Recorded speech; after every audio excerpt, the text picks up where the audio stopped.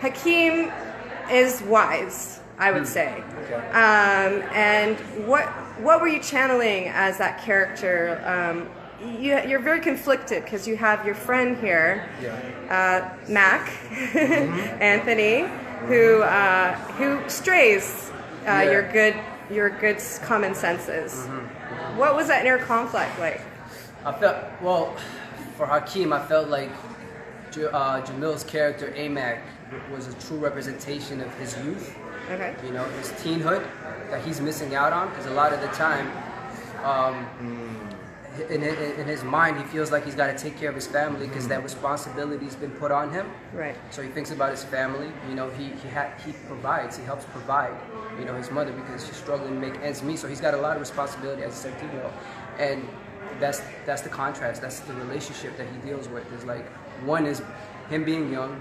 You know what I mean? Him going out and doing things that he's supposed to do, but at the same time, it's like, I got to take care of some things. Like, I got to take care of my family. So there's a struggle there. And also assimilating to the Canadian culture is big too. You know, because his home life is so conservative. You know, his mom kind of has him on a tight leash. You know, she wants him to do good in school and be the good kid. You know, so that's his struggle. That's finding his way. You know, finding his identity. And conversely, Anthony, he's almost like fate has such a handle on him, right? How are you channeling that in your character? Like I've said many times before, I base this off of my cousin, the actual Anthony A-Mac McDonald, and just sort of reminiscing on our come up growing up, just his demeanor and his attitude towards life. I tried to just emulate that and translate that through the character on screen. I feel like ultimately A-Mac, you hit the nail on the head, you know, about being fate. I think he just sort of feels like, you know, what's to be is going to be, so I'm just going to do anyways. You know what I mean? Very fearless, very ambitious, very courageous and impulsive. And, that's a testament to, the rite of passage of becoming, going from boyhood to manhood. If you could give him some wise words, what would you say to him?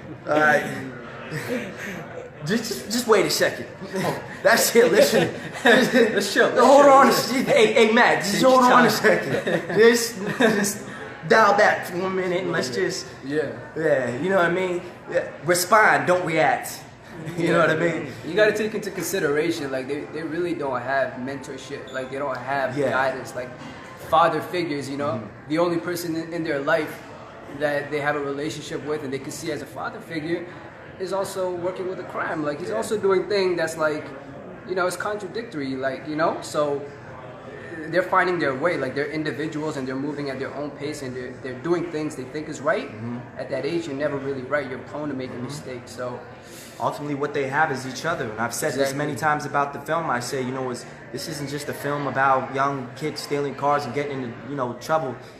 No, this is a human story about young men finding their way.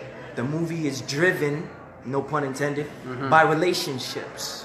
The dynamic of these relationships and how they coexist in a world and how everybody's finding their way.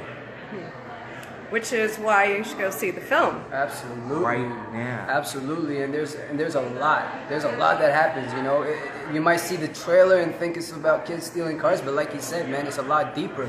You're getting a glimpse into a young first-generation immigrant kid, coming up in the ends. You know what I mean? And that's the complexity of the layers. Like nothing is exactly as it seems, right? There's so much more going on. No, it's a lot deeper. And that's a testament to Darren Curtis's writing, is his ability to take reality and be able to frame it and make it art and not just a piece of imagination or ideology. It's something that is rooted deeper. It has a pedigree to something, and I think that's what is going to make the film resonate with the audience so much. They're going to enjoy it. You're going to cry because you're laughing so hard. You're going to cry because things hit the fan. Okay, so tell people something that you want to leave them with about the next time they have the chance to see this film. If the cops don't get you, your friends will. Okay, awesome.